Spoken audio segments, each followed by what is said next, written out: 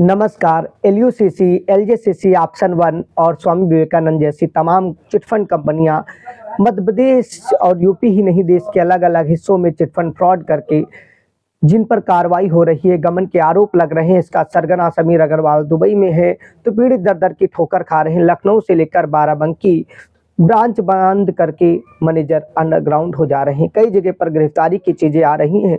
20 से ज्यादा इसके मास्टरमाइंड गिरफ्तार किए जा चुके हैं और तमाम पीड़ित दर दर की ठोकर खा रहे हैं। बाराबंकी के गन्ना मैदान संस्थान से लेकर तमाम जगह पर आंदोलन हुए। पीड़ित अपने पैसे के लिए दर दर की ठोकर खाते हुए मांग कर रहे हैं। कुछ लोग कह रहे हैं क्या पैसा डूब जाएगा या पैसा मिलेगा या फिर नहीं मिलेगा।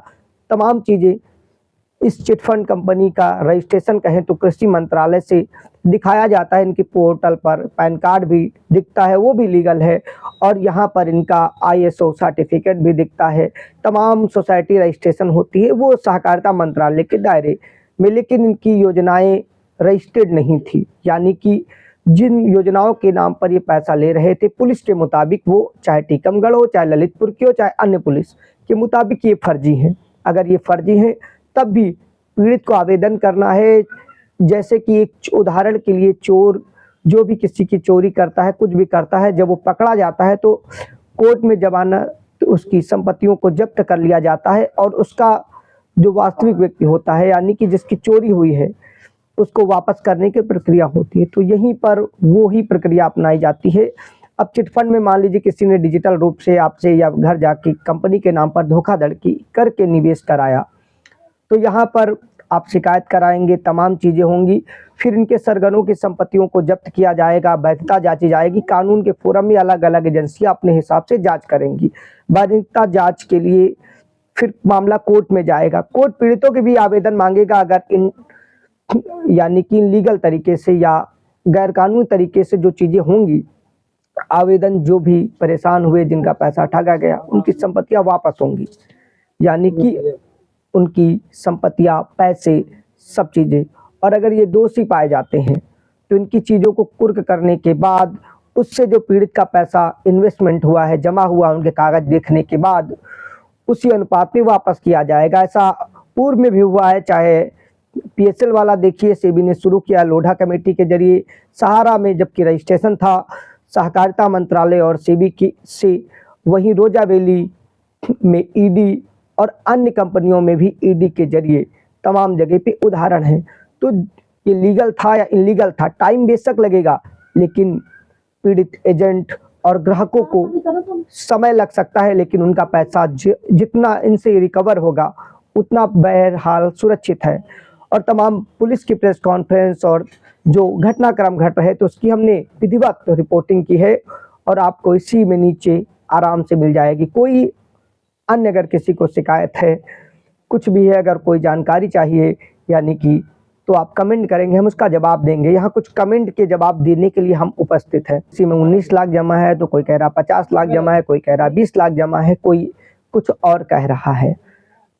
19 लाख जमा हो या 50 लाख जमा हो, जितना पीड़ित का पैसा शिकायत के बाद, यानी कि जो आरोपी हैं समीर अग्रवाल से लेकर तिवारी तक, आलोक जैन तक, जितने भी हैं इसमें, उनकी संपत्तियां जब्त की जाएंगी और चीज़ें होंगी। उन्होंने यहाँ का पैसा जहाँ जहाँ निवेश किया होगा, खरीदा होगा, जो जो चीज़ें ली होंगी, उनसे वसूल करके, जब्त करके, उन्हें बिक्री करके जो पैसा इकट्ठा होगा पीड़ितों को वापस किया जाएगा। और तमाम कानूनी बिंदु है, उनको भी मौका दिया जाएगा कानून में कि आप कानून का नहीं उल्लंघन किए तो उनका वकील साबित करेगा। और इसका सरगना जो सांगा ग्रुप का है, दुबई में बताया जाता है, और मनी लॉन्ड्रिंग तमाम आरोप, तो ED और तमाम एजेंसियों का काम है कि उन्हें प्रूफ करना, कि उन्हें ये साबित करना होगा कि हाँ इन्होंने उल्लंघन किया है, और इनके वकील का काम होगा उसके खिलाफ। और कोर्ट में चीज़ें हैं, दोनों स्थितियों में पैसा मिलना आसान नहीं नज़र आता, लेकिन मिलेगा ज़रूर, ये तो निश्चित है।